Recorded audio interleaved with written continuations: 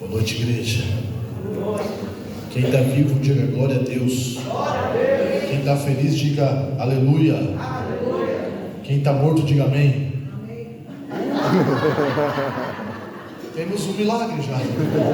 Mortos falando. Glória a Deus. Sem mais brincadeiras, a paz do Senhor, igreja. Vocês estão felizes? Amém?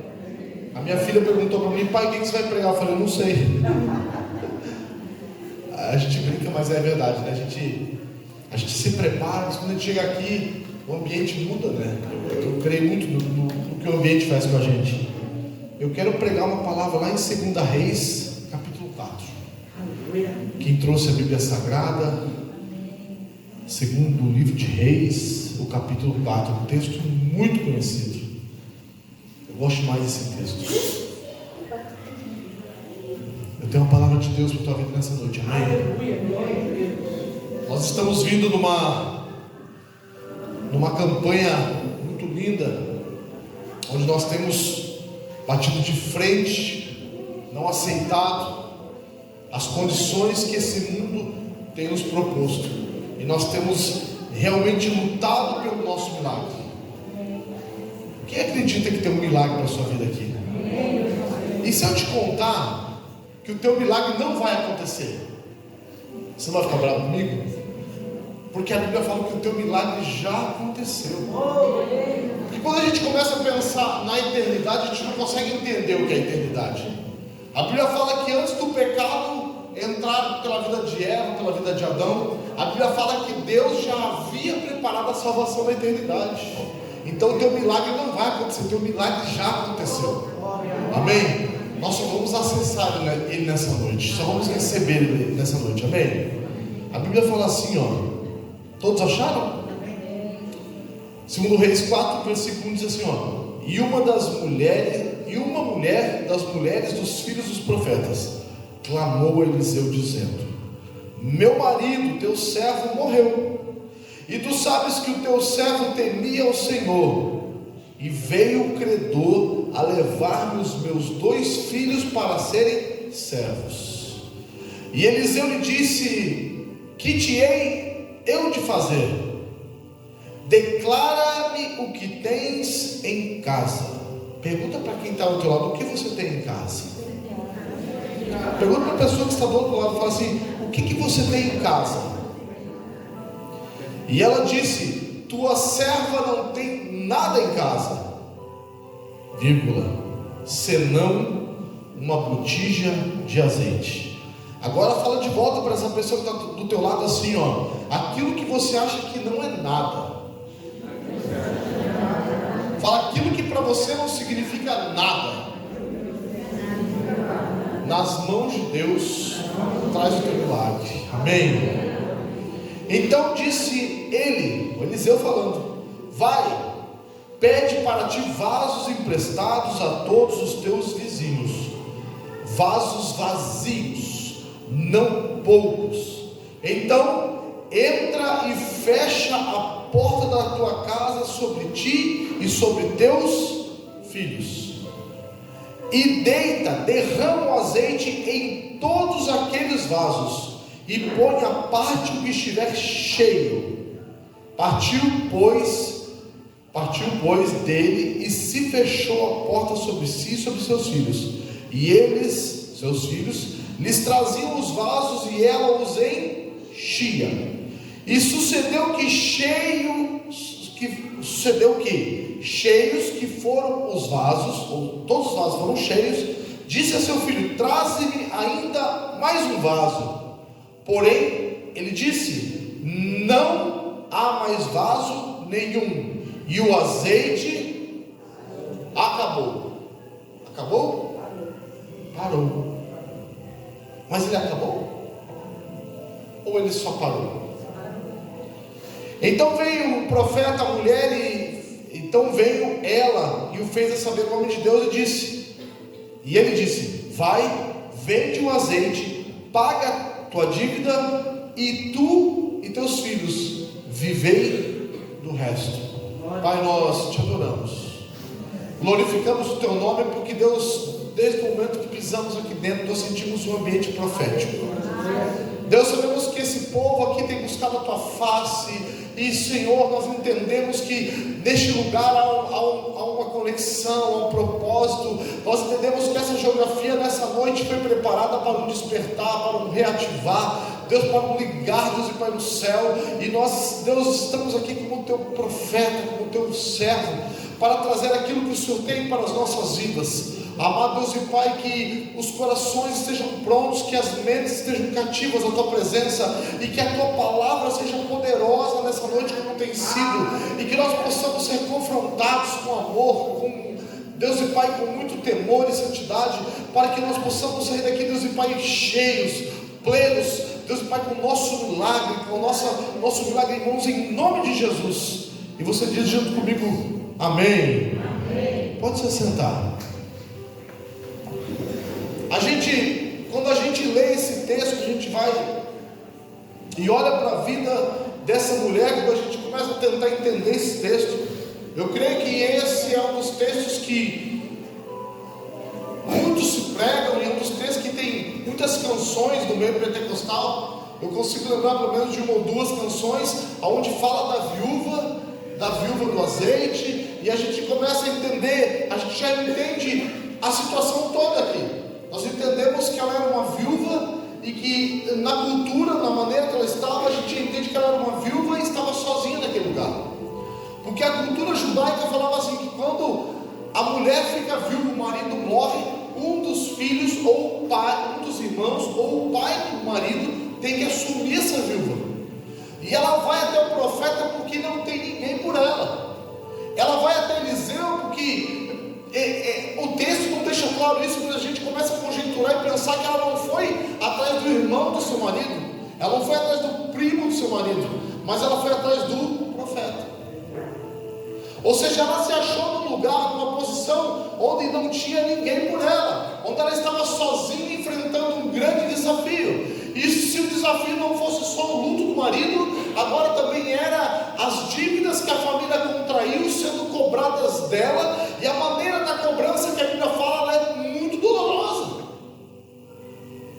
Eu já vi pessoas terem que dar a TV, entregar a geladeira, negociar, sei lá, para pagar uma dívida. Mas imagine você que o credor queria pegar os filhos dessa mulher, os seus filhos, e levar os seus filhos para trabalharem como escravos para que a dívida fosse paga. E ele não fala assim, ela não fala assim para Eliseu, ele vai levar meus filhos por uma semana, ela não fala quanto tempo. A Bíblia nos dá a entender que esses filhos saíram da mão dela e se tornariam escravos, servos desses homens que vinham cobrar essa dívida. E nós vemos essa mulher numa situação que ela se encontra sozinha. Fala comigo, sozinha.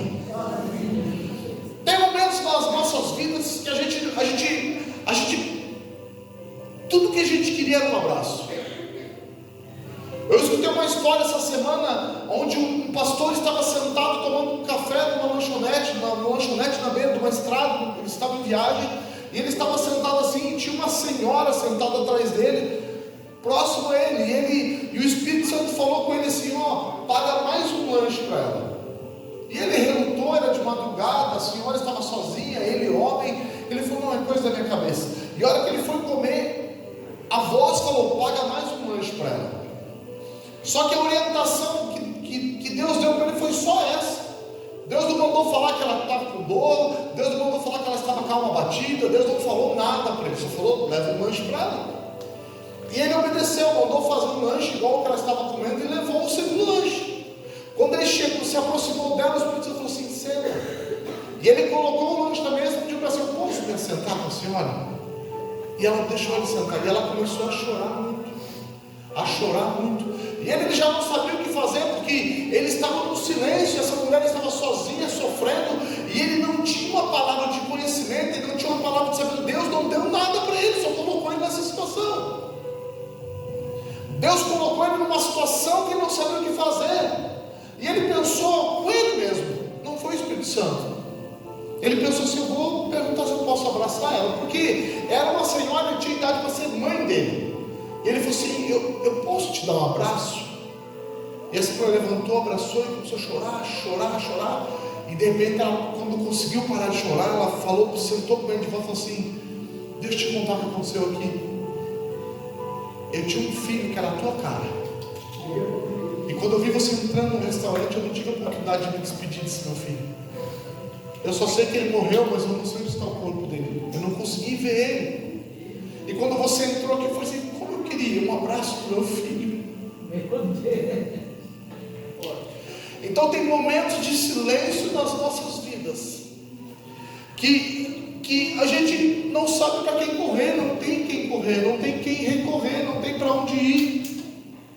Parece que tudo está errado, e daí eu vejo que essa mulher olha para a história do seu marido e eu entendo que esse marido e Eliseu eram muito próximos, porque ela fala assim: olha, o meu marido, você conhece ele. A Bíblia fala isso. A Bíblia fala assim, e tu sabes que o teu servo temia o Senhor. Ou seja, Eliseu sabia quem era esse aluno da escola de profetas. Ele sabia quem era esse profeta que tinha morrido. Então ela chega para a única pessoa que conhecia o contexto da história e fala: olha, ele morreu.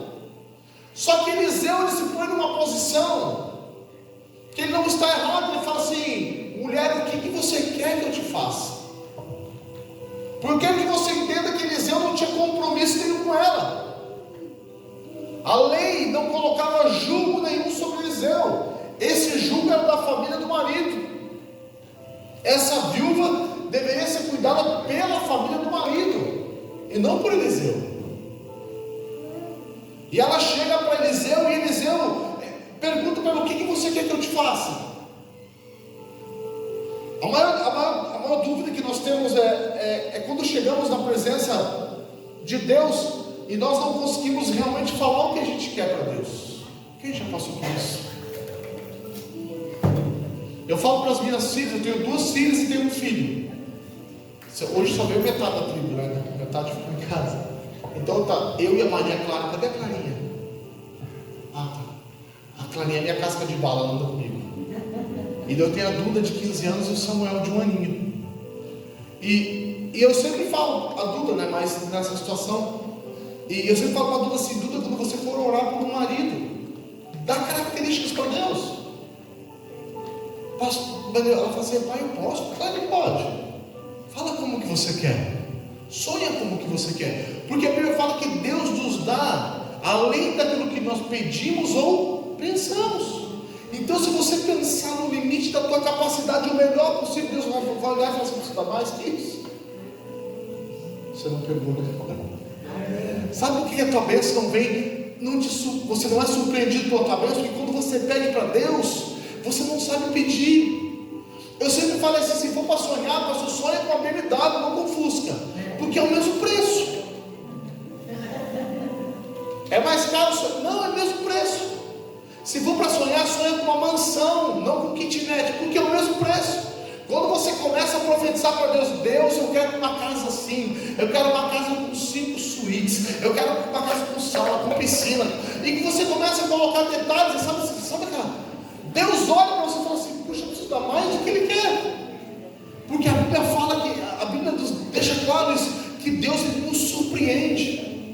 Mas o problema é que a gente olha para Deus e a gente quer limitar Deus. Fala comigo assim: eu às vezes quero limitar Deus.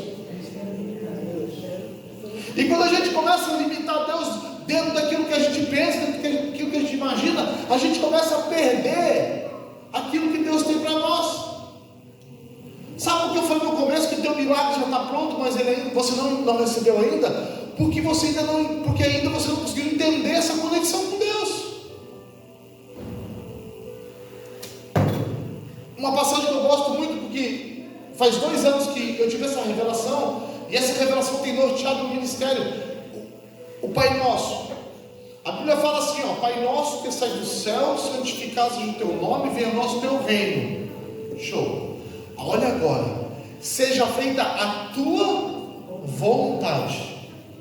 A vontade de Deus, ela tem um detalhe que é maravilhoso. A vontade de Deus, ela é o quê? Ela é soberana. Ou seja, não há vontade acima da vontade de Deus. E a vontade de Deus, ela leva os atributos de Deus junto. A vontade de Deus, ela é onisciente, ou seja, ela sabe até aquilo que você não sabe para realizar a vontade dele na tua vida. Ela é onipresente. Quando você precisa que Deus age na tua vida, lá onde você não está, Ele está. A vontade de Deus já está agindo por você. E ela é onipotente. Você olha para a situação e fala assim: eu não consigo resolver. Mas a onipotência de Deus, nada pode impedi-la. Olha só, a Bíblia fala assim: ó, seja feita a tua vontade aqui na terra, como ela é no céu. Quando João, lá na ilha de Patmos, olha para o céu, você acredita que João viu ruas de ouro? Você acredita que os muros eram de jaspe? Você acredita nisso? Sabe o que é isso? É que a mente de João não conseguiu entender o pensamento de Deus.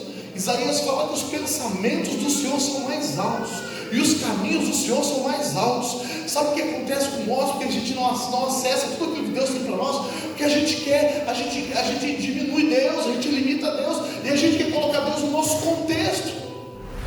Quando João falou que a rua de ouro para nós é maravilhoso o ouro, mas para Deus o que é ouro? Foi o que ele achou mais perto daquilo que ele conhecia. E ele desenhou. Quando a gente chega para Deus, quando a gente chega para o homem de Deus, quando a gente chega em oração até o nosso Deus, nosso eterno Deus, e a gente pede alguma coisa para Ele, a gente tem que entender como pedir. Porque quando o profeta falou assim: o que você quer que eu te faça? Ela ficou muda. Ele falou assim: o que você tem em casa? Deus nunca, você pode olhar na Bíblia, Deus nunca vai fazer sozinho tudo na tua vida. Sempre tem que dar um passo.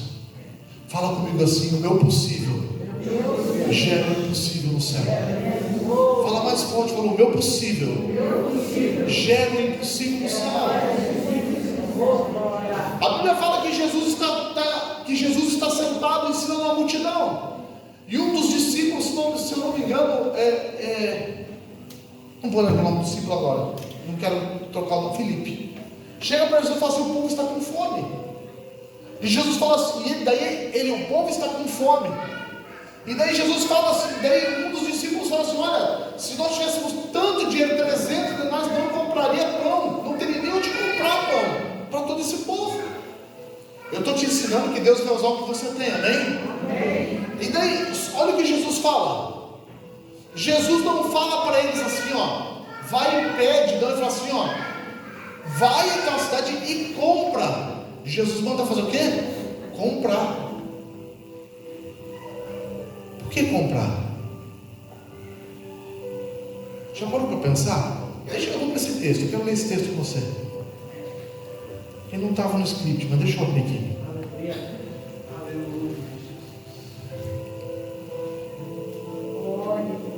Quer ver? Vamos aqui.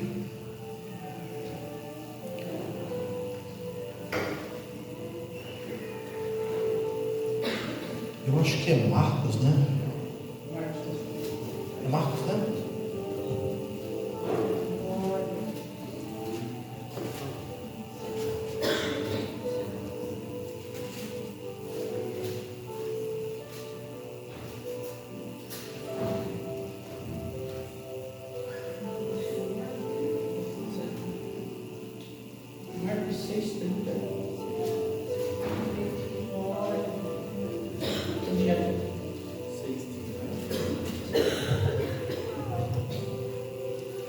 Quer ver o que diz no texto aqui? Olha só.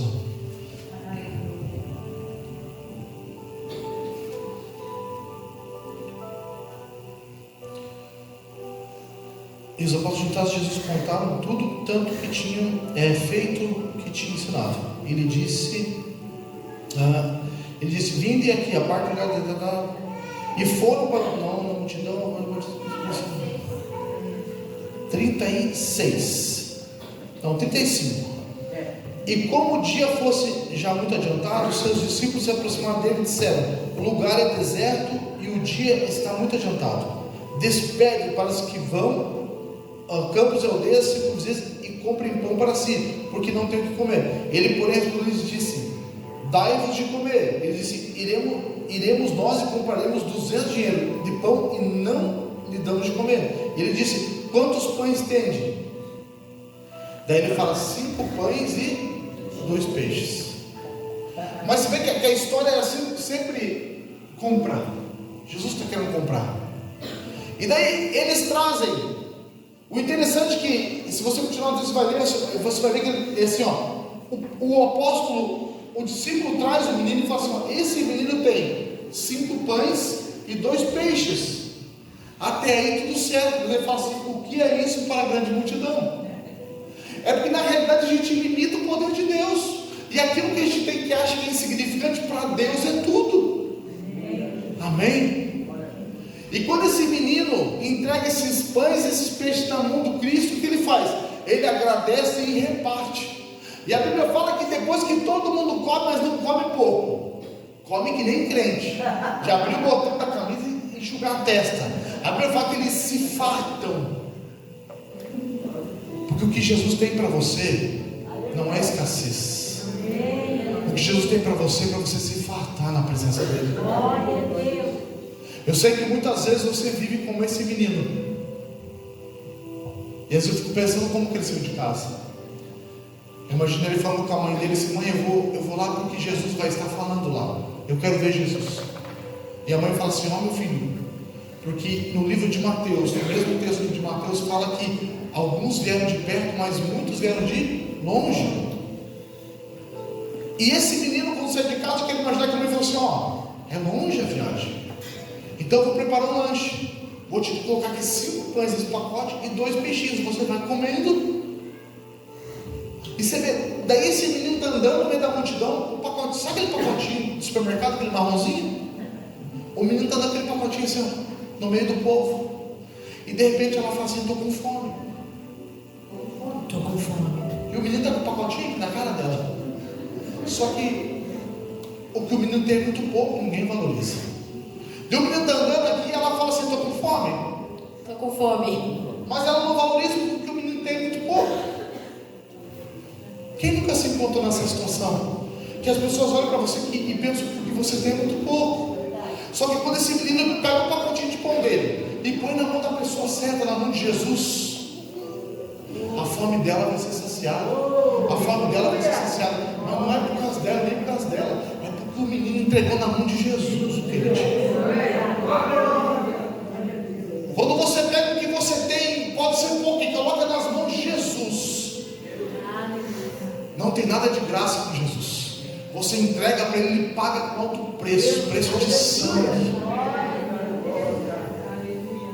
É por isso que você passa tanta prova assim, que você não consegue entender, nem a igreja, nem os amigos, nem os parentes.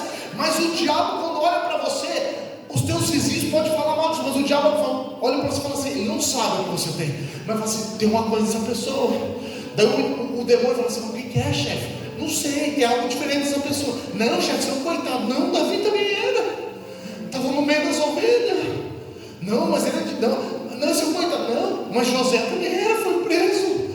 E a gente vê as histórias da Bíblia, pessoas improváveis que não encontram a graça de Deus. Deus coloca algo na vida deles que ninguém consegue entender. O teu pacotinho de pão e alguns peixinhos pode não valer nada para ninguém, mas quando você abre mão disso e coloca na mão do Senhor,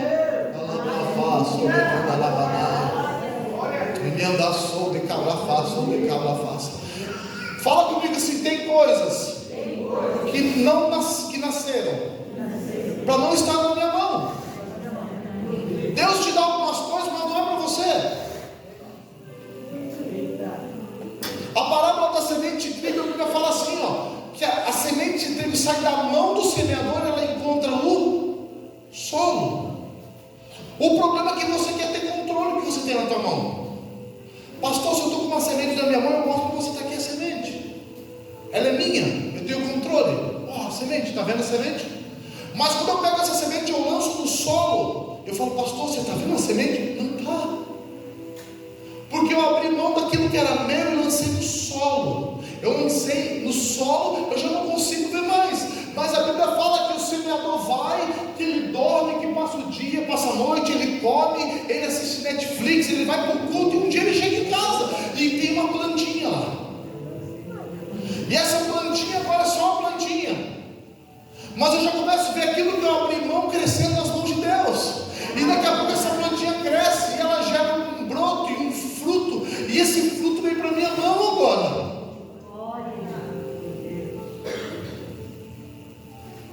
Provérbios tem um versículo que fala de prosperidade, mas eu entendo muito no mundo espiritual esse versículo. A Bíblia fala assim, que aqueles que dão com generosidade aumentarão as riquezas, não enriquecerão, aumentarão as riquezas. Quem dá com generosidade já entendeu o que é prosperidade, já é rico, mesmo não tendo nada. Mas aquele que retém o que não é seu, cai na pobreza. Porque enquanto eu estou com a semente na minha mão, é uma semente. Uma semente não pode transformar minha vida, não pode alimentar minha família. Uma semente você não vai mudar a vida da multidão, porque os 5 pães e 2 peixinhos no teu pacotinho só vai te alimentar. Mas quando você coloca na mão da pessoa certa, quando você lança na terra, e isso cresce, isso vira um broto, isso dá fruto, esse fruto vai alimentar a multidão. O problema é que a gente quer segurar as coisas que a gente tem com a gente só pra gente. A gente tem medo de pegar aquilo que Deus nos deu e lançar na terra. Porque se está comigo eu tenho controle. Está aqui, ó, Deus me deu. Está vendo? Chega, é meu. Daí quando eu chegar para estar conta no céu, está aqui, ó, guardei, ó. Daí eu faço esse servo inútil. Mas aquele que vai chegar a pessoa só e falar assim: cadê a tua semente, pastor? Não tem, Jesus, não tem a semente, mas está vendo aquele ali? Nasceu lá, está vendo aquela lá? Nasceu lá, está vendo que lá nasceu lá? A gente não tem noção do que está acontecendo no mundo espiritual. Eu estou com o coração muito machucado esses dias, porque eu não vim de uma família cristã. Meu pai faleceu e foi o último a se converter em casa. Meus avós eram católicos, minha família é extremamente católica. E por que eu estou com o coração machucado?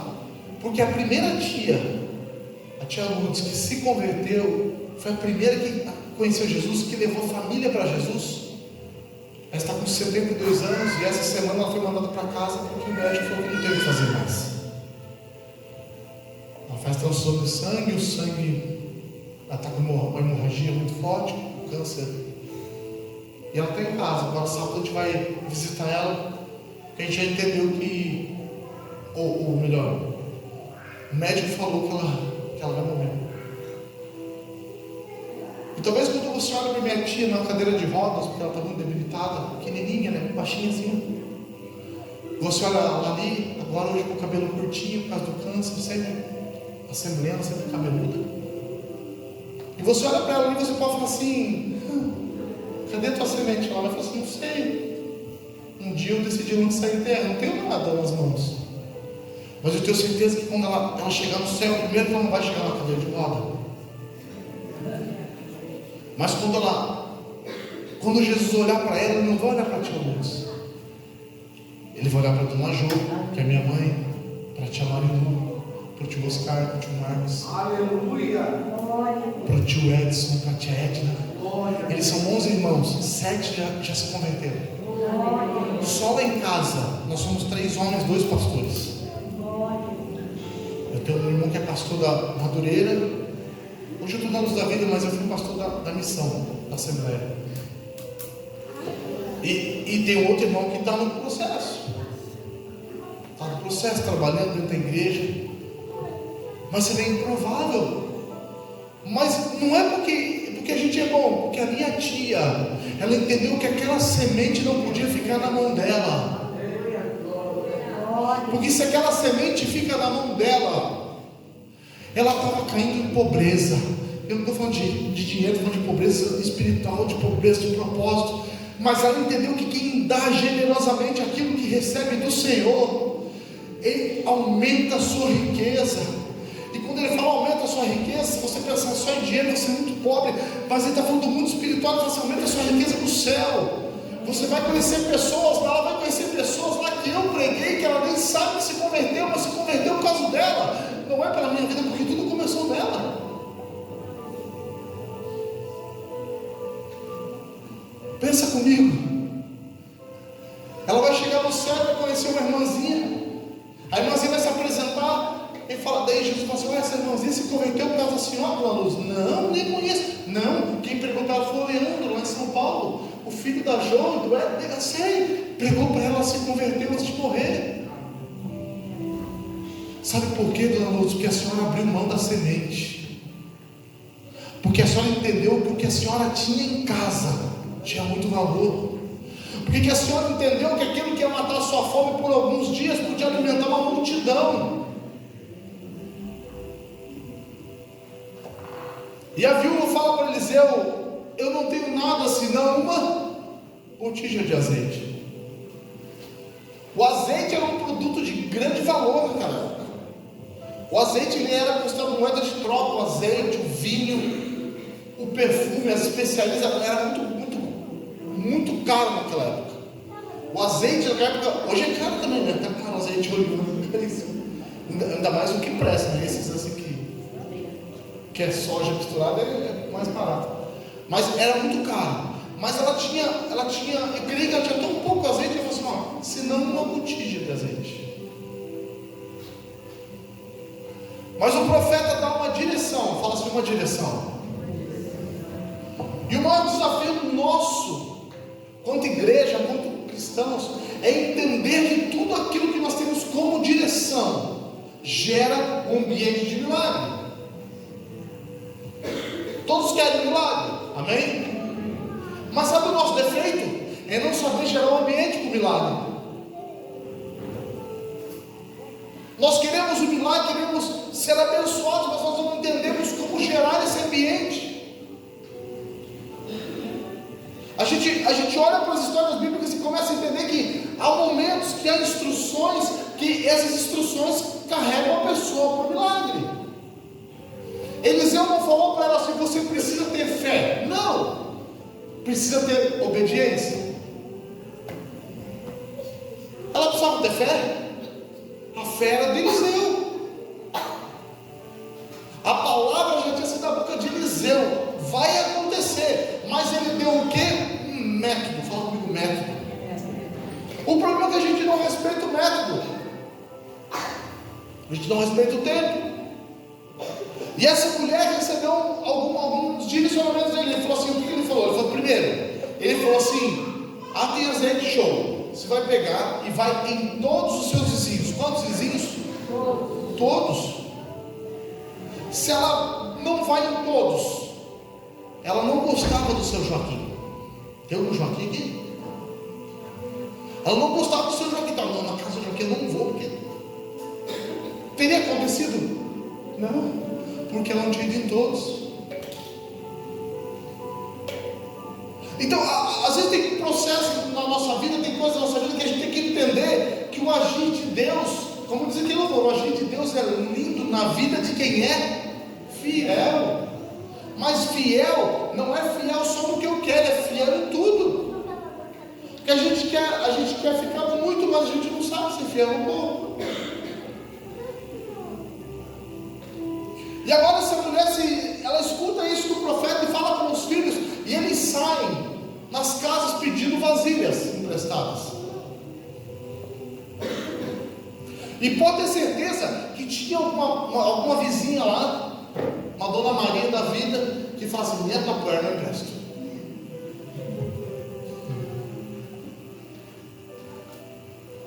Porque nem todo mundo é solícito aquilo que você está vivendo.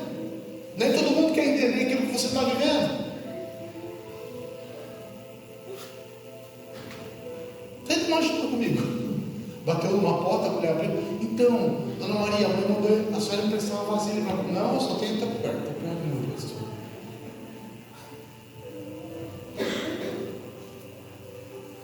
E agora?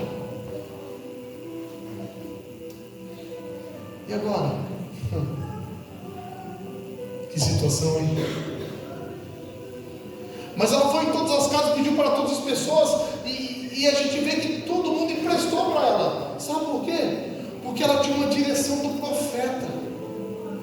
Quem está vivendo na direção do profeta, quem vive na direção de Deus, a pessoa não consegue falar não para quem tem a face e a presença de Deus na vida.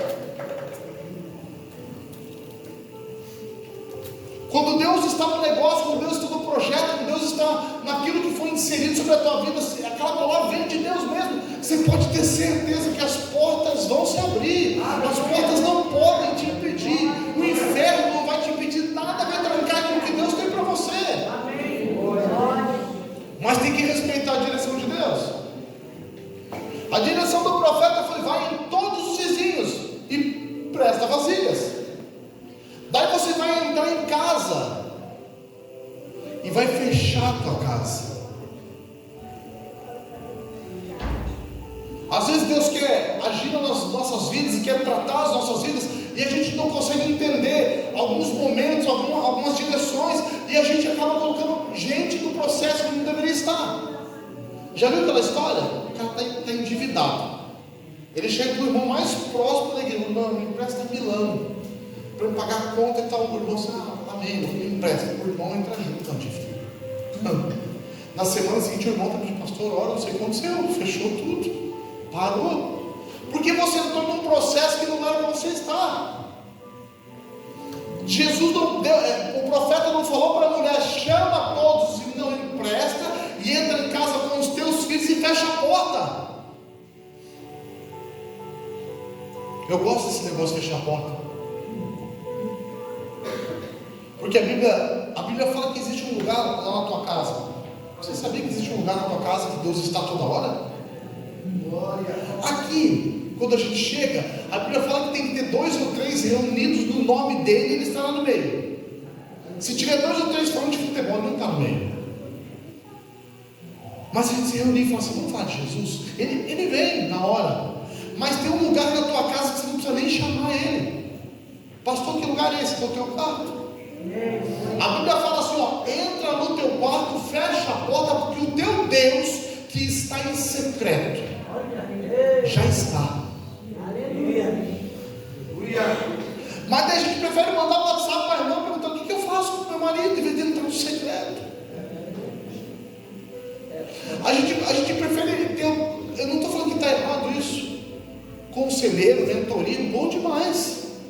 Mas sabe, tem situações que você está conversando com pessoas e a coisa não está resolvendo. O que você tem que fazer? Vai para o secreto, fecha a porta do teu quarto, entra lá e fala assim: Senhor, não aguento mais o marido que tu me deste. Tipo Eva, assim, tipo a mulher que tu me deste. Então a gente precisa entender que tem processos que só vão acontecer dentro de casa, com a porta fechada, com aquilo que você tem. A gente não precisa inventar muito. Quando Elias chegou no Monte Carmelo, para fazer o desafio com os profetas de Baal e Azera, a Bíblia fala que ele fez o quê? Que ele restaurou o altar, o que tinha ali mesmo. Não foi trazido o cedro do Líbano, não, pedra, não, é aquilo ali que tem ali mesmo. Só que ele derramou o que havia de mais valor em cima, o que era? Água. A Bíblia fala que ele derrama água. Mas por que tanta água? Senão é para ficar molhado, foi difícil para ficar. Não, é porque o que mais valia na época era água. 3 anos e meio sem chover. Você imagina as irmãzinhas trazendo um cântarozinho de água para ele derramar. E se Deus não derrama fogo, não faz chover fogo, se não chove no dia seguinte. Tem desafios da tua vida que você vai ter que abrir mão daquilo que você tem para o milagre acontecer. E se a viúva derrama o azeite e não funciona? Já pensou? Mas tudo, fala comigo assim, ó, tudo é um processo. E a gente precisa respeitar a palavra do profeta, respeitar a palavra de Jesus. Porque a gente vê muita gente falando assim: eu quero viver o milagre. A gente adora, canta, né? Faz teu milagre hoje aqui. O teu milagre, Senhor, o teu milagre. Mas a gente não quer entender o processo. Porque fica em casa trancado com os filhos, um pouquinho de azeite, com um monte de botija, derramando azeite. Depois que enche o primeiro, tudo bem, mas até encher o primeiro não é fácil.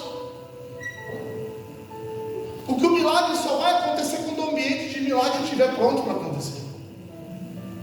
O milagre chega depois do ambiente. Primeiro é o ambiente, primeiro é ele que tem que chegar. Havia um cemitério em Gadara, dentro daquele cemitério existia um gadareno. Todo mundo sabe a história. Todo mundo conhecia o gadareno. Ele era famoso. Quando Jesus chega no cemitério, a Bíblia fala que ele pega os demônios, a multidão de demônios que havia naquele homem, lança nos porcos, os porcos precipitam e morrem, e aquele homem é salvo. Qual foi o processo dele? Tem que ter um ambiente de milagre. Se Jesus não estiver no ambiente, não tem milagre. Você pode dar uma glória a Deus? Eu já começo a pregar, estou tentando achar um fio para puxar. E agora esse homem, esse gadareno, quando ele sai dali, e daí você, aqui a gente apanha um pouco, porque a gente chega na igreja, e daí a gente quer ser assim, ô meu irmão, pastor, eu quero um dia ser que nem o senhor, aí pregar, mas eu estou me preparando, quando eu estiver pronto. Quanto tempo? 2, 3, 4, 5 anos, 6 anos. A gente que vem, eu tenho 45 anos, a gente está mais tempo na igreja, o pastor vai concordar comigo nisso, mas a gente viu quando eu era muito novo, a gente viu os jovens querendo trabalhar e os pastores segurando. Sabe, porque talvez o ímpeto da mocidade, aquele medo que aquele jovem errasse, tirava aquela energia da igreja. O gadareno foi liberto agora. Jesus falou com ele uma vez, e a Bíblia fala que ele foi e pregou a Decápolis, ou seja, ele pregou para 10 cidades, e a Bíblia fala que muitos creram ao testemunho dele. A samaritana, ela não precisou largar nada, a não ser o amante e o cântaro, e a cidade entendeu que Jesus salvava. Deus tem uma palavra para você aqui nessa noite. Deus não quer mais que você fique calada. Deus não quer mais que você fique calado. Deus quer que você abra a tua boca e fale do que Ele está fazendo na tua vida. Porque tem pessoas que vão ser salvas. Salvas.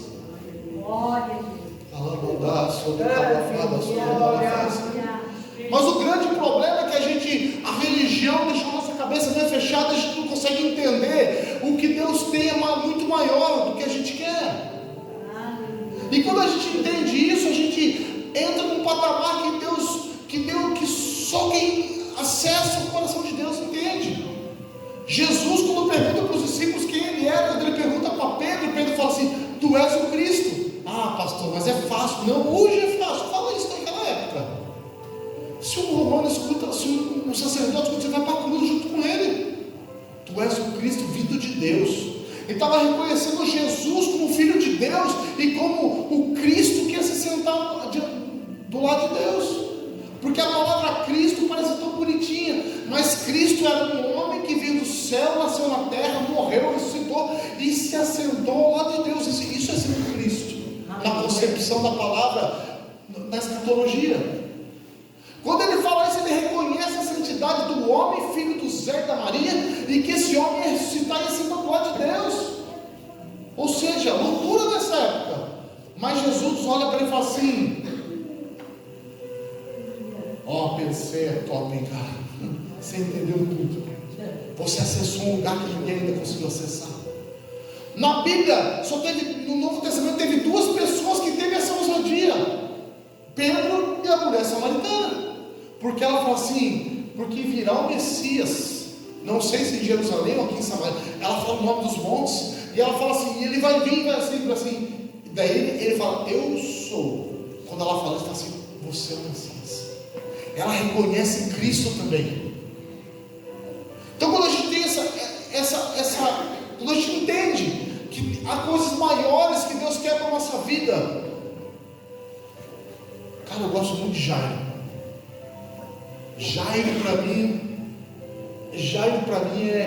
no Novo Testamento é uma das pessoas que melhor entendeu o Evangelho, mesmo antes dele existir. Porque Jairo, a Bíblia fala que Jairo era chefe da sinagoga. Chefe da sinagoga, ele quer dizer que ele era um cara. Ele tinha poder político, ele tinha poder para mandar prender, ele era, na sociedade, Jairo, onde ele chegasse, era o doutor Jairo, era o seu Jairo. Se ele chegasse no restaurante e tivesse fila, ele furava a fila, era o Jairo, chefe da sinagoga. Mas quando o Jairo olha para dentro de casa e vê que a religião dele não conseguiu curar a filha dele, ele fica sabendo que é um homem, um galileu que está andando na terra e está curando pessoas. E quando ele descobre que esse galileu está na cidade dele, o que ele faz? Ele não larga a religião, larga a filha em casa, corre até Jesus, e a Bíblia fala que ele se ajoelha para Jesus e fala assim: Senhor, a minha filha está em casa doente, se o Senhor for na minha casa e orar por ela, ela vai ser salva. E assim, Jairo não falou: eu quero que você cure minha filha. Não, Jairo usou a palavra ali, sozo. A palavra sozo é salvação, é cura eterna, é salvação do céu. Jairo não podia falar: cura minha filhinha para ela viver um pouquinho mais. Não, se o Senhor for lá e orar pela minha filha, ela será salva e viverá. Essa salva é sozo, é viverá a eternidade. Olha, ela pode até morrer nessa terra, mas eu quero que ela vá para a eternidade. Quando ele fala isso para Jesus pega e leva e atende a Jairo. E ele pega e sai andando com Jairo para ir para a casa de Jairo. Eu não sei quanto tempo ele anda, mas no meio da história uma mulher toca nas vestes de Jesus. Você sabe a história. Quando Jesus chega na casa, quando Jesus está chegando na casa de Jairo, quando a mulher é curada e Jesus está conversando com a mulher, Jairo está aqui do lado. Vem aqui, mano, vem ser Jairo aqui. A multidão está aqui, Jairo está aqui, eu fico aqui do lado. Eu estou conversando com Jairo. De repente a mulher toca em mim e sai virtude. Saiu virtude? Quem foi? E a mulher vem e a mulher conta e fala assim: Deus abençoe, ele está curado, Até a próxima. E nisso ele está aqui conversando com a mulher, alguém chega para Jairo e fala assim: Jairo, esquece, o velório já começou. Fala vocês, o velório já começou. E Jairo está aqui, Quando falam isso, ele é pai da menina que morreu. Jesus fala assim: não dá ouvidos, apenas creia. Se sou eu sou homem de fé, mas o Senhor tinha corrido para casa. Jairo ficou ali. Pode sentar, levanta. Jairo ficou ali, sabe por quê? Porque ele entendeu que a religião dele não podia curar a filha dele, mas que Jesus podia salvar a filha dele. E Jesus chega na casa de Jairo, e o pessoal já chega abraçando Jairo, dando a mão para Jairo, minhas condolências. Já tinha na frente da casa de Jairo assim, um monte daquelas flores lá, aquelas coroas feias. Um monte, que ele era famoso. Quando morre famoso, até quem me conhece não dá. E ele olha para ficar cheio de o povo tudo lá, tomando café, conversando, e o velório acontecendo. Quando Jesus entra, a Bíblia fala que Jesus, Jairo está preocupado, a mulher de Jairo está desesperada, mas ele vê em Jairo algo que ele não vê em lugar nenhum, que ele não tinha visto nem no meio do povo, nem dos discípulos dele. Ele vê um homem de uma atitude que ele não tinha visto ainda. E quando Jesus fala para Jairo que a filha estava dormindo, a Bíblia fala que quem estava no velório riu.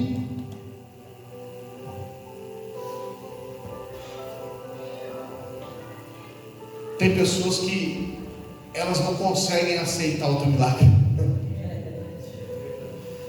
Tem pessoas que elas querem chorar com você, mas não querem comemorar o teu milagre. Toma cuidado com pessoas que vão na tua casa chorar com você,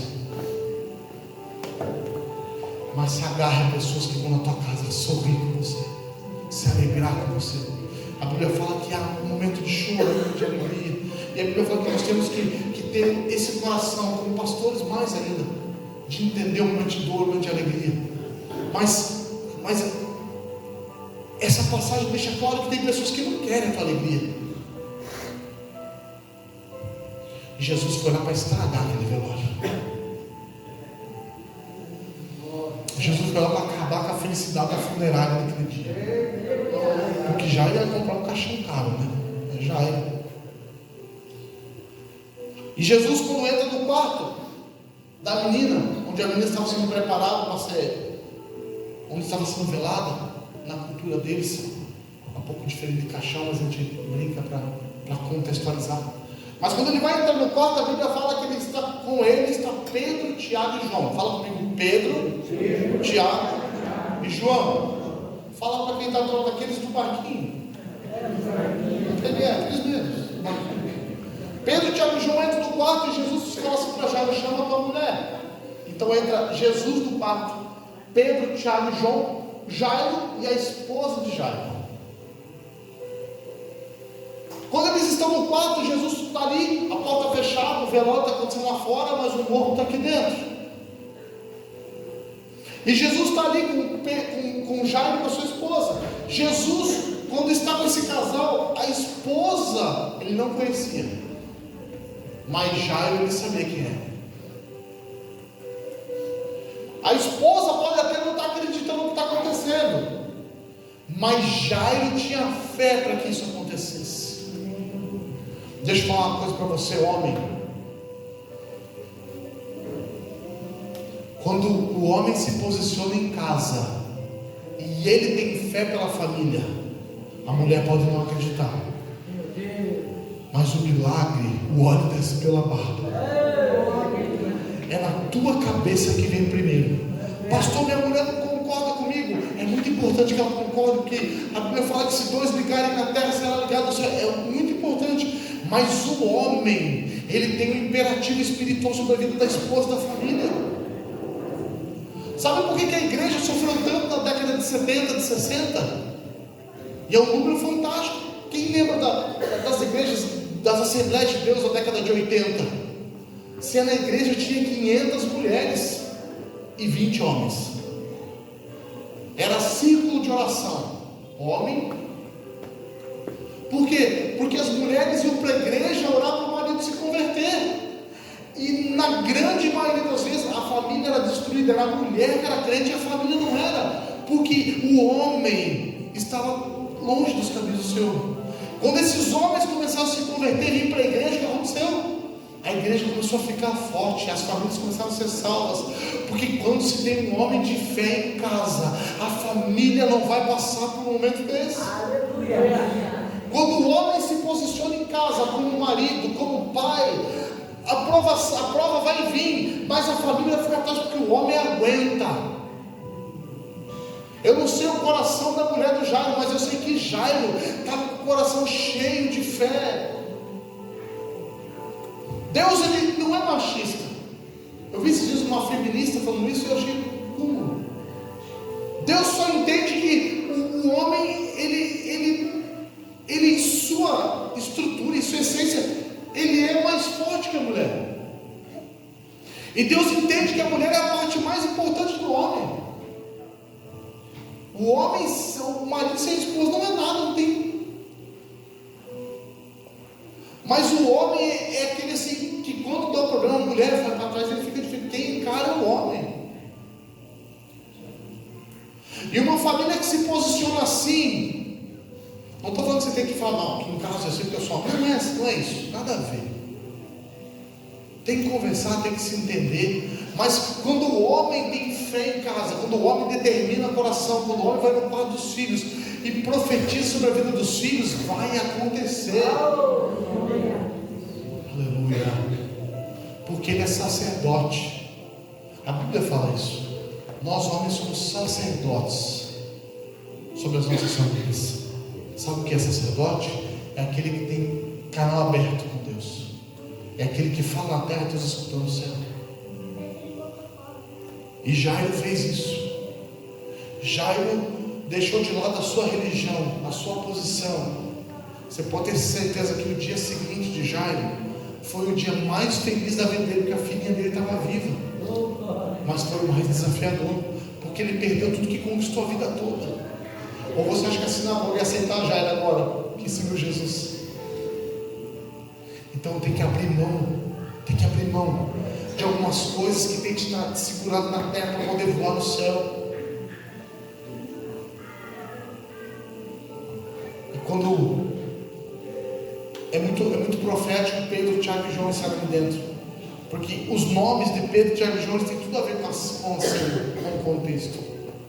O nome de Pedro é pedra, o nome de Tiago é conversão, é mudança, e o nome de João é amor. Quando Jairo entendeu que a pedra da lei não podia curar a filha dele, ele mudou da pedra da lei pelo amor, para a graça, para ter a filha curada. Talvez nós precisamos de uma cura para nossa família nessa noite. Mas nós estamos buscando o lugar errado. Nós estamos pedindo cura, mas uma cura que não vai trazer salvação. Eu vi um testemunho esses dias de um cego, que ele voltou a enxergar, que ele começou a enxergar depois de uma oração de milagre. O pastor colocou a mão na cabeça dele e foi curado. Ele começou a ver.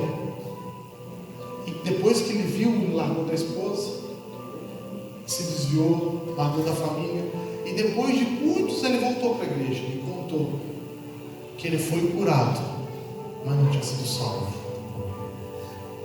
Então essa cura ela é menos necessária que a salvação, porque a cura vai te deixar bem nessa terra, a salvação vai te deixar bem na eternidade.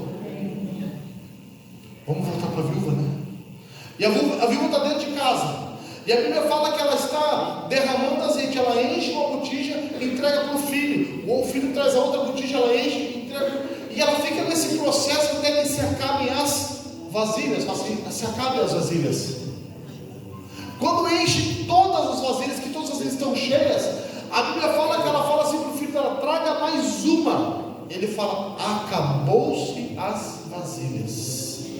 E o azeite parou. Lembra que eu falei no começo que a gente tem limitado o poder de Deus? Que a gente não entende aquilo que a gente coloca na mão de Deus, a semente que vai para a terra. Vocês lembram disso? Quando a gente limita o poder de Deus, a gente vê Deus parar na nossa vida, mas Ele não acaba. O azeite que Deus tem para a tua vida não acaba nunca. É você que limita Ele. Porque se a viúva tivesse mais uma vasilha, o azeite desceria. Se ela tivesse mais uma, o azeite desceria. Como se acabaram suas vasilhas, o azeite parou. Porque Deus não vai derramar nada da vasilha que não existe. Lamandacá sobre face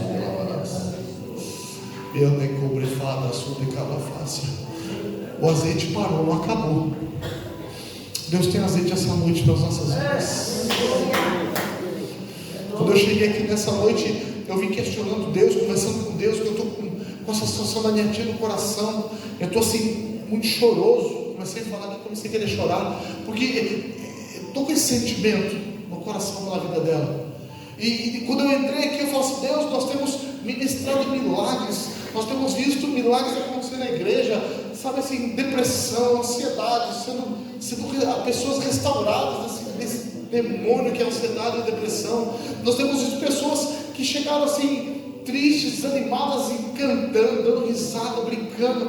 A gente tem visto pessoas que chegaram com doenças, com caroço assumindo. Sabe, esses dias nós oramos por uma senhora, Deus me deu uma palavra de revelação, eu dei a palavra para ela, eu pedi para ela vir para frente, eu falei assim: Deus, quer curar a tua perna.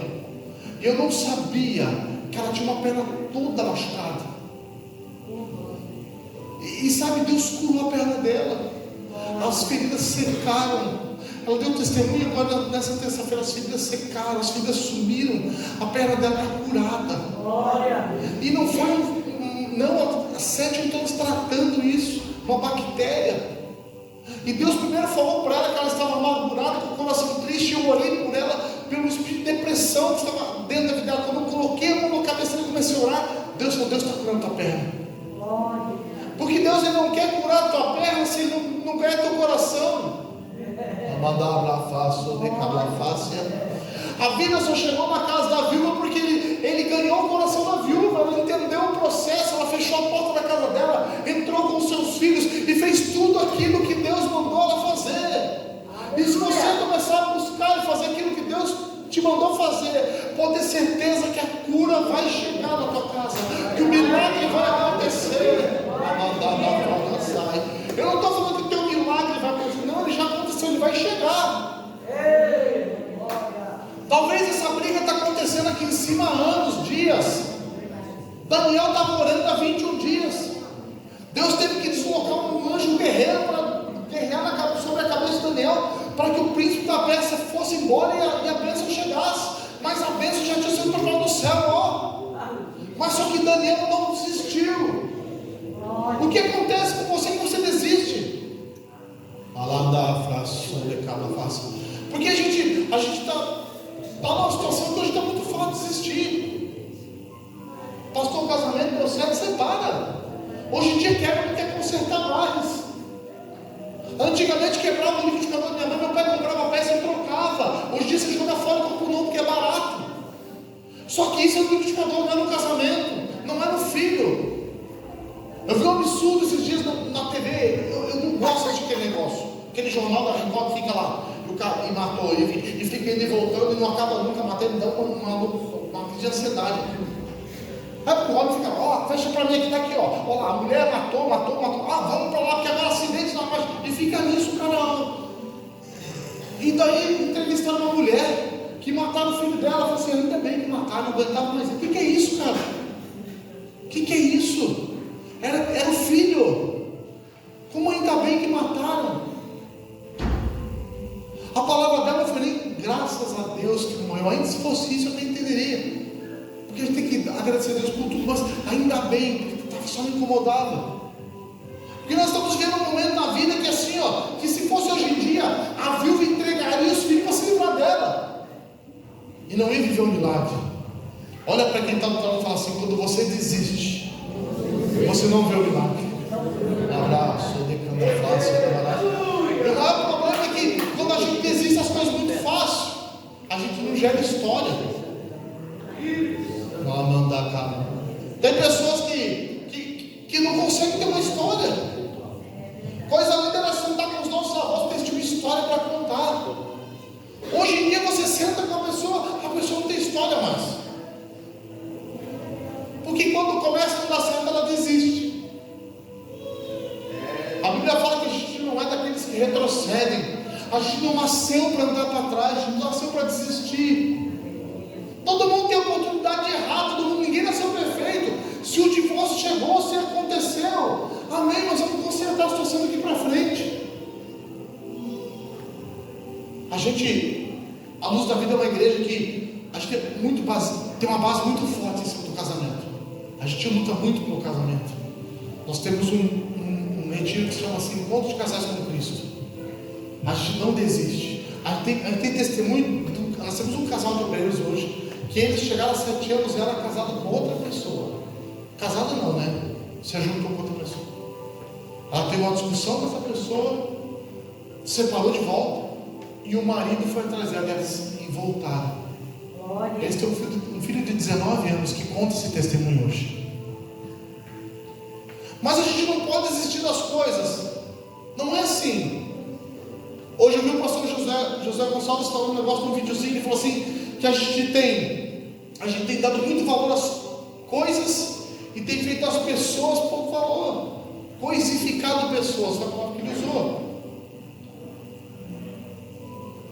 Porque se você parar para pensar, hoje tem bilhões de reais em investimento pelo teu tempo, pela tua atenção. Já parou para pensar nisso?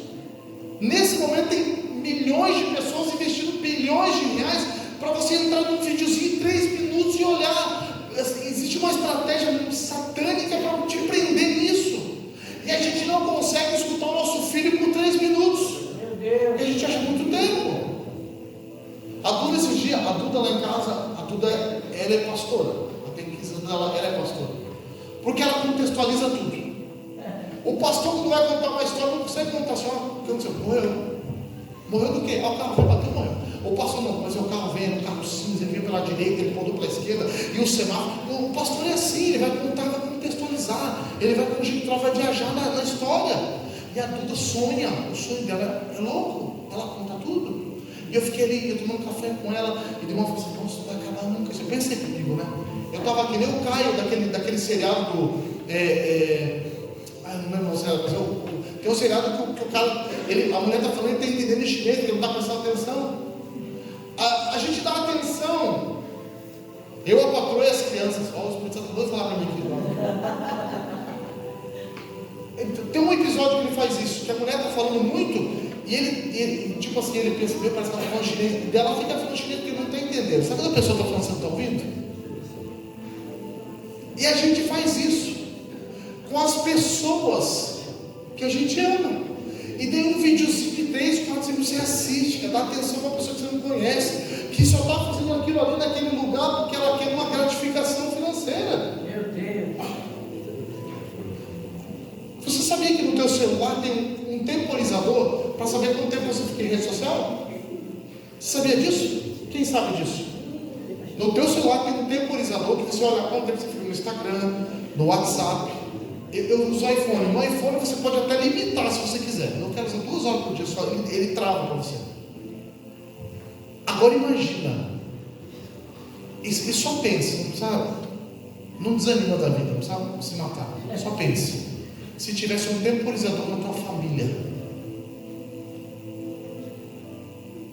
conversa com o marido, conversa com os filhos. Como que está o teu temporizador? Porque quando você vai no temporizador do Instagram, você fica 2 horas por dia, no WhatsApp 4 horas por dia. Em média, o brasileiro fica hoje 9 horas em rede social por dia. 9 horas é muito tempo, bastante tempo. 9 horas é muito tempo. Você fica 9 horas com a tua família conversando. Então a gente perdeu essa sensibilidade. Se fosse hoje a viúva, deixaria os filhos irem embora. Ainda bem me livrei deles. Eu sou sozinha, é mais fácil. Sabe por quê? Porque a gente perdeu o amor nas pessoas. E a gente começou a ter amor pelas coisas. Estamos coisificando pessoas. Fica de pé. Fica de pé.